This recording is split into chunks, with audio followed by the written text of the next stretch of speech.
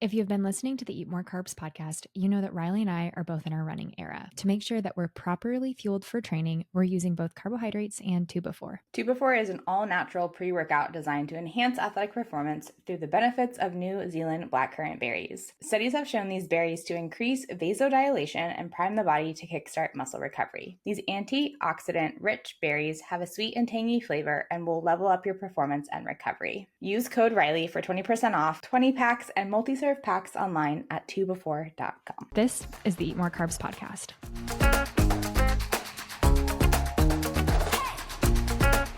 Hello, this is the Eat More Carbs podcast. I'm Jenna and I'm here with Reilly. Today we are going to be talking all about kind of like holiday fueling, a couple things that maybe like get under our skin a little bit. So I'm excited to kind of chat with you a little bit about that, Reilly, because I know you and I always have like very unhinged conversations offline. So today we're bringing those conversations online to share with all of you. But before we kind of get into that drives me bananas holiday talk, Reilly, update me on your week, high and low. What's going on? Starting off with my high this week. If you're a new listener to the Eat More Carbs podcast, I have been in the middle of a move over the last 3 months. Ever since September, we have been on the move. We have been in temporary housing. And as of this week, we are officially in our home. So freaking excited. If you are watching this from the video perspective, if you have any of the video up right now, you can see that my office is in a little bit of a disarray, but we are just so excited to be finally in our home. It is a mess right now, but you know what? I'm taking my wins when I can get them. And this week, such a big high. We are finally moved in. I know that this has been such a long time coming, so I'm so excited for you and your family because like right before the holidays, that's when you want to be in like a permanent place. Yay for new homes. So excited. Everyone keeps being like, what are you doing for the holidays? And I'm like, literally not leaving my house. Like, if you want to see Charlie, if you want to see my baby girl, like you are coming to our house. Like, I'm not leaving. I'm even door dashing my groceries. Like, I'm not stepping out the door. No.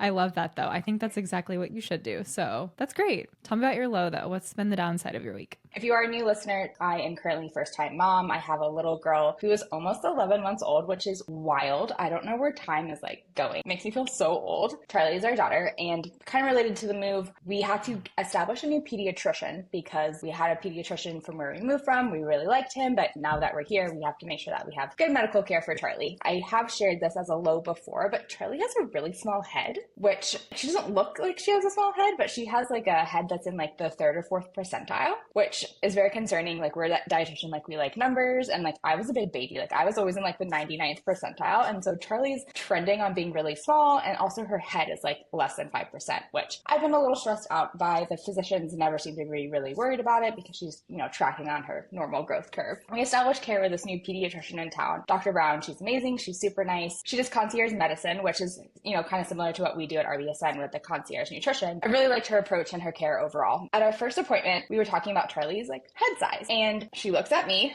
and is like, can I measure your head? And I was like, okay. She's like, I want to see if it's like genetics, because we don't think it is related to my husband Rob's at all, because love him, but he's a little bit of a bigger head. So she's like, come here, sit on the bench. So just me, you know, with my 11-month-old daughter, and I'm sitting on the bed at the pediatrician's office, and she's measuring my head. Lo and behold, I also have a small head. I'm also in the 3rd or 4th percentile for head size, which I never even realized. I'm such a hat person, and I'm always wearing hats, and they always fit a little weird, but it's because I have a small head. So if you're ever having a bad day, at least you are not sitting at the pediatrician's office as a 33-year-old woman getting your head measured. I'm not laughing at you. I'm laughing with you. I promise.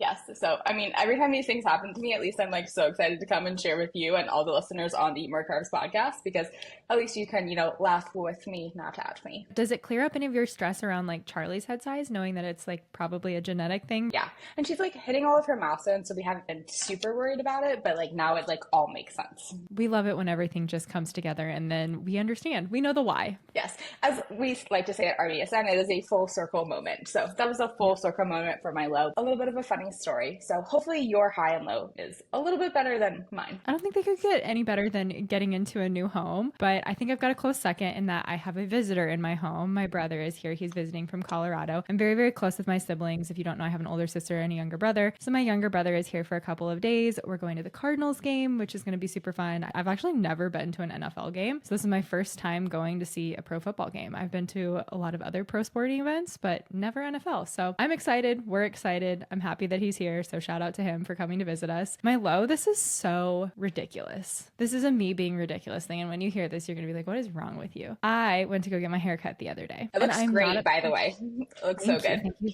so much. I appreciate that. If you're in Arizona and you need somebody to do your hair, like I have got you, DM me. I will send you her information. She's wonderful and fantastic. And I absolutely adore her. But I go to her and I was like, look, here's the deal. I understand that like I'm going to need a little bit more of a haircut than what I'm used to. So we had to cut like several inches off my hair. And even though no one looking at me would realize that I have had a significant haircut because I do have very long hair, to me, I like run my hands through my hair and I'm like, where's my hair? Where's the rest of my hair? And I feel like a different person. And it's to the point where like, to me, it's super noticeable, but like Nolan didn't even notice I got a haircut. So like my husband came home and was just like, you look no different. So it's like, it's not a thing that like needs to be a thing, but I don't know if anybody's else like that. I'm very happy with the haircut. Like it looks good. It looks healthy. But at the same time, like I'm so weird about haircuts because I'm like, I just like, it's my hair. I don't know. Are you like that? Your hair like always looks so good though. It's one of those things though that you can like really tell on yourself, but like not many other people can notice. Like for you, I mean, I talk to you every single day. I like look at you every single day, but like I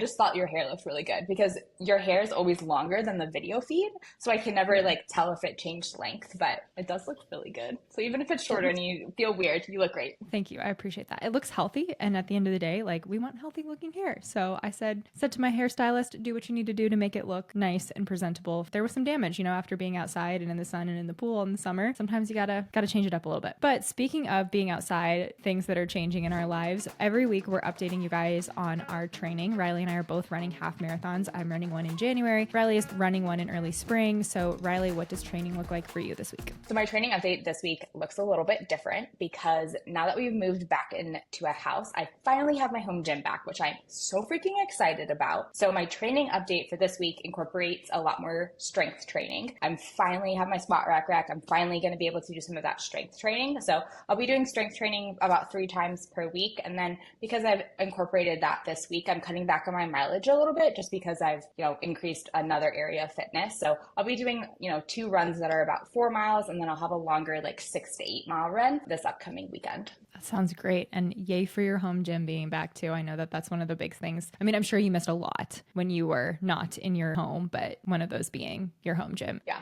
I was actually joking with Robbie. We kept being like, what are the 3 things that you're most excited to utilize? Or what are the biggest 3 things that you've missed while you've been out of the house? And I was like, my Nespresso, my bed, and my gym. Like, give me my coffee, my sleep, and my workout. What about you? Your race is like less than a month away. Yeah, we're officially like 6 weeks out today. So that's a little bit like exciting, but also those nerves start to come where you're like, am I ready for this? But we're ready for this. We're good. I'm going to hang around that 25 miles per week with some shorter runs and a few longer runs as well. And then I always incorporate strength training in my training for all of my races, about 2 to 3 times of strength training this week. And then most of the time I'll be running. So that's my week for my training update. Reilly, I don't know about you, but a lot of times when we get on social media, especially this time of year, there are so many things that people are talking about as far as like holiday trends, the world of nutrition, maybe adjacent to the world of nutrition. And a lot of times it is things that drive me nuts. So what have you been seeing online, offline, around the world of nutrition, or in kind of like the space of health, we'll say, that is driving you bananas about the holidays this week? Right now, the biggest thing that seems to be driving me bananas is the fact that I'm already getting ads and I'm getting emails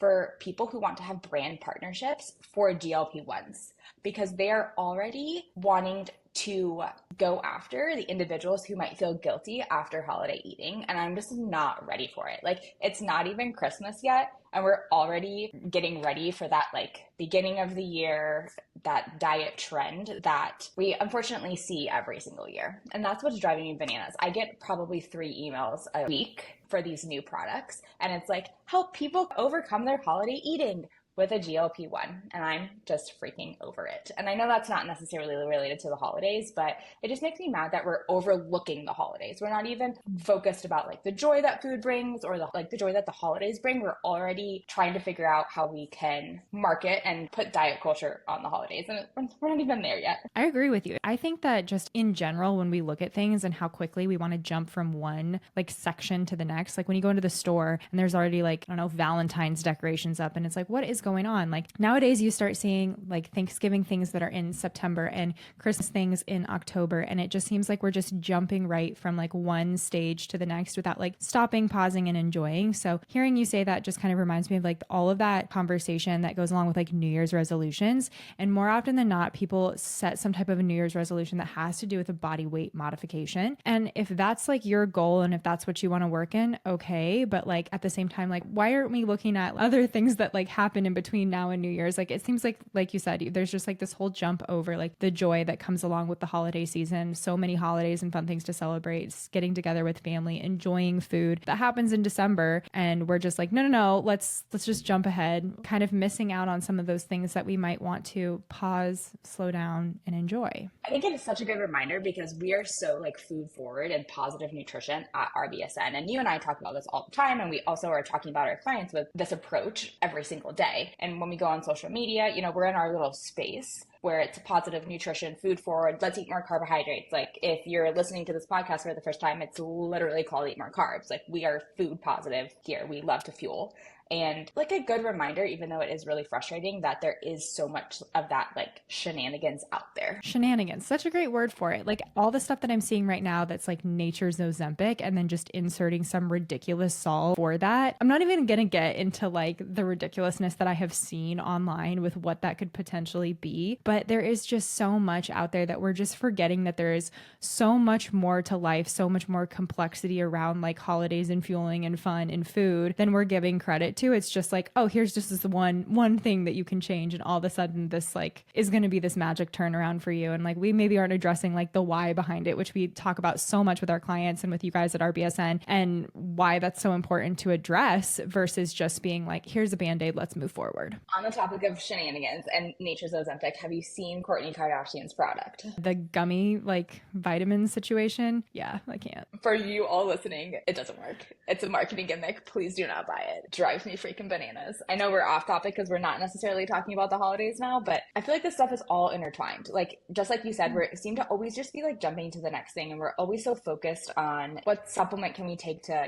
improve our body, or what can we do this and this and this. And we never really like take time to appreciate all of the things that our body has done for us. You're bringing this full circle because today we had a conversation about how far RBSN has come in the past year, because it's really easy to get into like the comparison game, whether you are an athlete comparing yourself to a teammate or you're a small business comparing yourself to another small business. But we've made incredible strides, and sometimes it's really easy to like look over the small things that we're changing on a day-to-day basis or the small gains that we're making on a day-to-day basis. But if you can take a pause and like look back and reflect on the past year that you've had, then it becomes more apparent like all of the wonderful things that you have achieved, all of the things that have changed. And like looking back this past year at RBSN, like we have done so much, and I'm so proud of like our team for what we've been able to accomplish. So I think that like there's so much more that we're like missing when we're like jumping into the next season of life. There's so much that we can like appreciate and enjoy like this season that's happening right now. And like this has nothing to do with nutrition. Maybe I'm just on my soapbox and I should probably jump off now, but there's just so much that we can be so appreciative of and look back and say like, okay, yeah, we did that. So I'm so glad that you brought that up, because you and I were talking about it from a business perspective, but then I also was talking about it with one of our period recovery clients this morning, because she started to have period symptoms. She started working with us,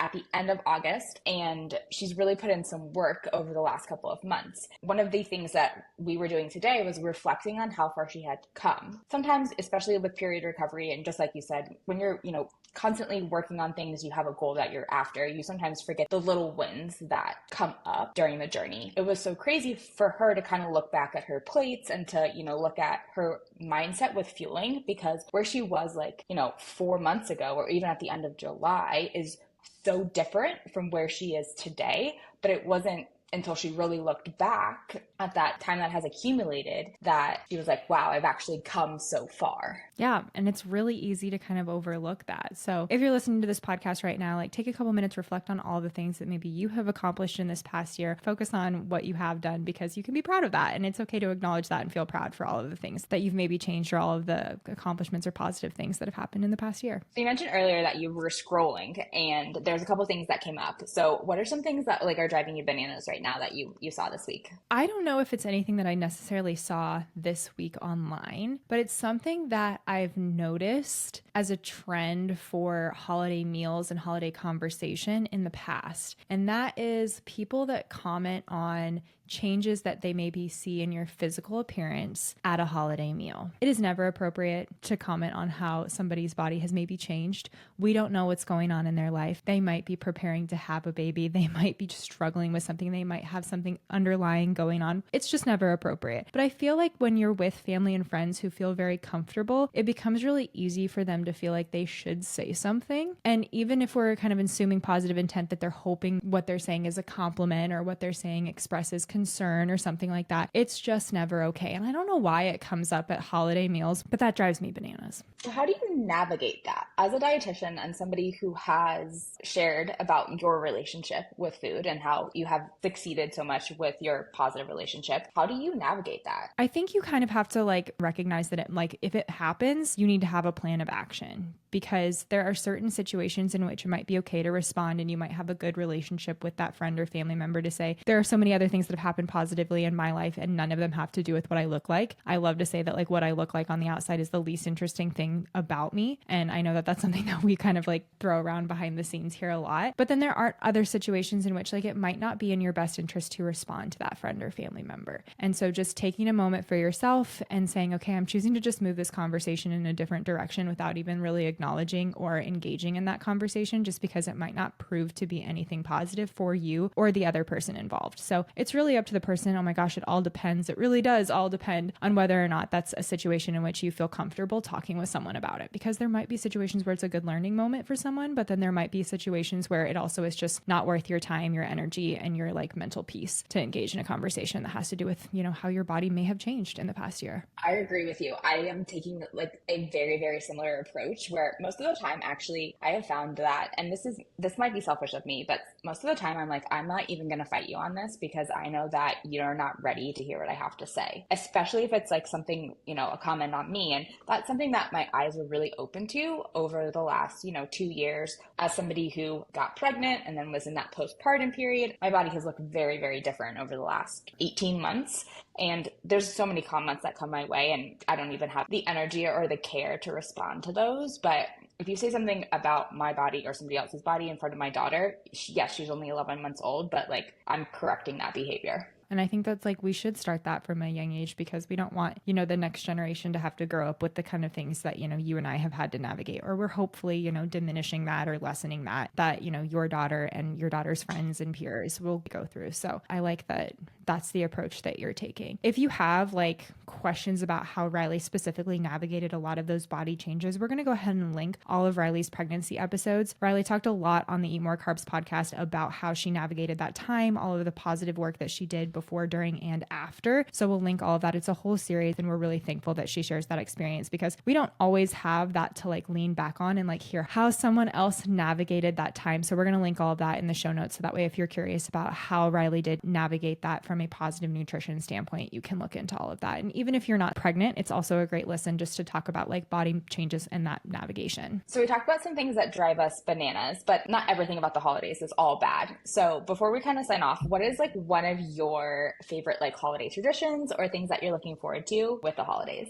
Oh man, I could say so many things about holiday traditions and things I love. This is one that has nothing to do with nutrition, but every year for as long as I can remember, we open one present on Christmas Eve, and it is always matching pajamas that my whole family has. My mom still buys everyone, including my dog, like a matching bandana for all of our matching PJs. And then we take a family photo in front of the Christmas tree. And then it's tradition that on Christmas morning, we wake up and we put the pajamas back on and we have brunch together in our matching PJs. My husband's like, what do I do with all of these extra PJs? And I'm like, I don't know, but you can't get rid of them. Like they're family heirlooms. So you have to hold on to them. I love that, seeing them in your closet, like probably all lined up. That's amazing. That's what we do. What about you guys? Do you have a special tradition that you do? Something that we've always done, like ever since we were kids, were Christmas crackers. They're a British tradition. Do you know what a Christmas cracker is? No, I don't. So it's this like British or English tradition where basically they're these things called Christmas crackers, and it almost looks like a big Tootsie Roll. Do you know what a Tootsie Roll looks like? Yeah. So it's like circular and then it's like wrapped at the ends. And traditionally they have gunpowder in them. So they like pop when you pull them. Oh. And they have like a little toy in them. They'll have like a crown and like maybe another like little trinket or like a fortune. That's what it is. It's like a fortune, a crown, and then like a little toy or like a little game or something. And that's kind of like our Christmas Eve tradition. As a kids, we used to make them with like old toilet paper rolls. Every time my mom goes to England to visit my grandma, she'll come back and she'll like bring like the real ones with like the gunpowder. So we always do like those Christmas crackers on Christmas Eve. When you first said Christmas crackers, I thought you meant like cracker, like you eat crackers. I was like hummus and crackers? This is the Eat More Carbs podcast. I love that my mind was immediately like, a recipe. Great. I'm going to learn something new. You'll see it on Monday on Jenna's Instagram.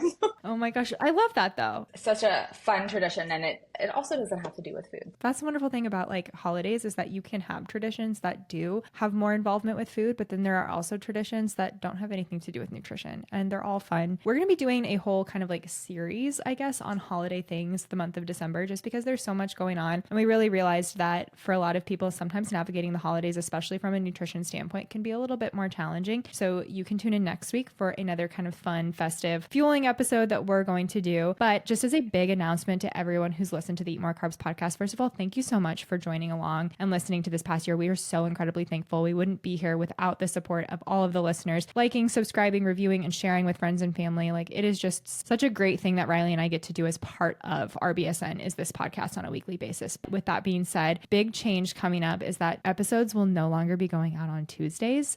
They will be going out on Thursdays from now on. So if you don't see an episode next Tuesday from us, it's going to be coming out on Thursday. And we're going to be trying that out to see how that works for the Eat More Carbs podcast. So just a little heads up there. If you are used to listening to the episodes on Tuesdays, it'll now be on Thursdays. Thank you so much for listening. If you have questions for Reilly and I, you can find us on Instagram. You can find Reilly at easy.sports.nutrition, and you can find me at jenna.fisher.nutrition. Make sure you rate, subscribe, and review. And as always, remember to eat more carbs.